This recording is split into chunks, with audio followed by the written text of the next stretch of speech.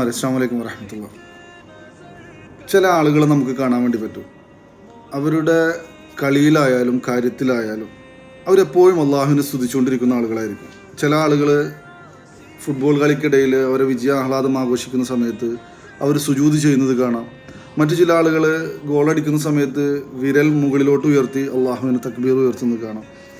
മറ്റു ചില ആളുകൾ ഏതെങ്കിലും അപകട സമയത്ത് അവർ ഏറ്റവും കൂടുതൽ ഭയപ്പെടുന്ന സമയത്ത് അവർ അള്ളാഹുവിനെ കലിമ ചൊല്ലി ഹസ്ബുൻ അല്ലാഹു വ നിഅമൽ വക്കീൽ എന്നുള്ള സംഗതി വിരിച്ചിരിക്കുന്ന ആളുകൾ നമ്മൾ കളിയിലും തമാശയിലും അല്ലാതെയും ഒക്കെ ആയിട്ടൊക്കെ ദൈനംദിന ജീവിതത്തിൽ നമുക്ക് കാണാൻ കഴിയുന്ന ചില സംഗതികളാണ്. ഇപ്പോൾ കഴിഞ്ഞ ദിവസം തന്നെ കസാക്കിസ്ഥാനിലുണ്ടായ ഒരു അപകടം നമുക്ക് മുന്നിലുള്ളതാണ്.